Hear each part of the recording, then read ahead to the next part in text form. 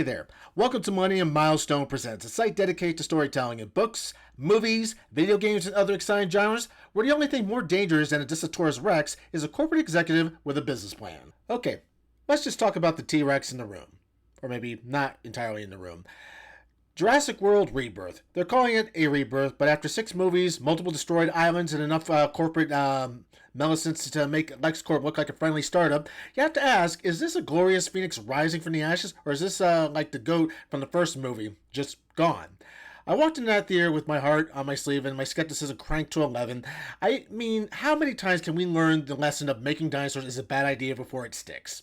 So in this review, we're going to break down the good, the bad, the genetically questionable. So with that in mind, like, share, and subscribe, and let's just get started with this movie right now. Our story begins with Scarlett Johansson, who stars as Zora Bennett, a highly skilled, battle-hardened covert operations expert. Zora is hired by the pharmaceutical company Parker Genetics to lead a dangerous mission to the forbidden island of St. Hubert.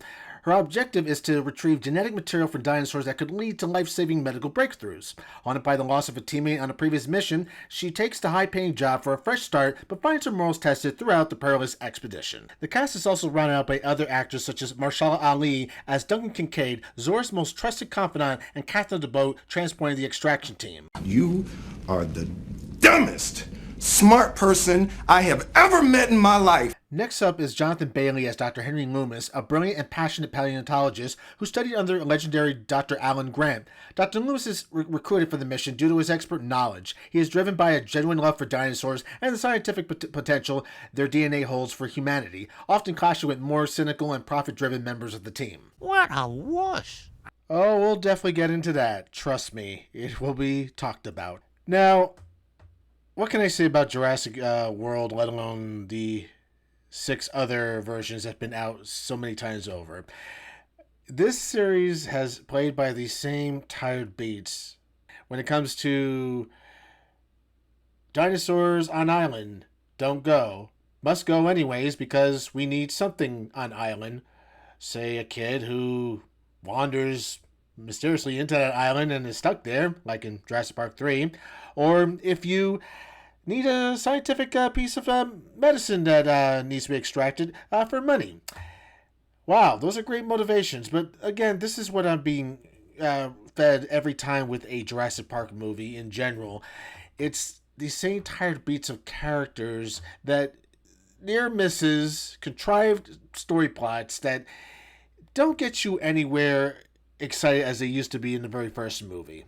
You know they're running out of ideas when you start gender-swapping roles. Like, for instance, you have Chris Pratt's character from the previous films swapped out for now Scarlett Johansson doing this. And then you have Jonathan Bailey's character, a brilliant, passionate scientist who's as soft as a woman could be. There's only one word to describe you, and I'm gonna spell it out for you.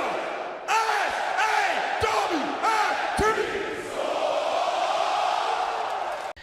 The other problem I also see with this movie is there's this sub-story of a family that, once again, this is where contrived plots tend to get thrown together, and you just lose that believability factor when you see stuff like this. But basically you have a family sailing in the very same area where these idiots were already told not to sail in this area. Alright, fine, maybe the monsters got out a little bit and happen to see them, but still, you would think if there's dinosaurs in this world, you would think twice about sailing in this area. But hey, maybe I don't know any better. They are just an innocent family, not prepared for what's about to go down. Really? Really? Really? The other thing that I definitely have an issue with this film is the big reveal of the monster, which, thank you, Universal, for putting that monster out in trailers and not letting us find out as this big surprise or reveal in the movie. But, yeah, this movie does an interesting job of trying to be like Alien, where you don't see this creature for a good portion of the film until you finally see it for what it is. Oh man! Oh God! Oh man! Oh God! Oh man! Oh God! Oh man! Oh God! Oh man! Oh God! Well, somebody better call their Rancor trainer and let him know his pet is loose again. Yeah, I was definitely not feeling this animal. I don't know if this is a real dinosaur. I want to err on the side of caution, say this is science fictional. But I'm going to go ahead and say, yeah, this is ridiculous. Now, there isn't to say that there isn't good things about this film. I still believe, despite all the ramblings I'm making about this, a lot of people are still going to go see this movie because at the end of the day, this is a movie that has dinosaurs. Kids are going to want to see this. Parents are going to take them to see it. So I know the reality of what I'm dealing with when it comes to Jurassic Park. In terms of a story, it does have one. It shows a bit of a redemption arc here and there, and especially with Zora, she is trying to make amends, but again, they try to make her out to be this mercenary who's got a heart of gold. You know, she's a good person underneath all that, and just wants to do good all of a sudden, which I have to say that's not exactly a good selling point for me. We've already had quite a few characters like this where they try to sell you off on the idea that someone that does bad things can still do good things, which if done right, you can successfully do that. It's just very mediocre and bland in the way it's presented here. All in all, Jurassic World Rebirth is going to at least get a mid rating from me. I would say that because the cinematography is good.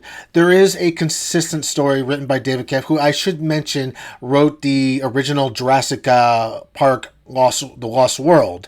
Which, if that tells you anything, then it kind of gives you an idea.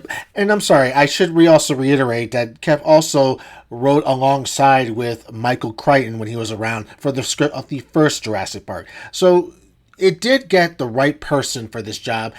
I don't know how much his hands were tied up in what he had to write, or maybe it was just the way the director had the direction of the screenplay presented.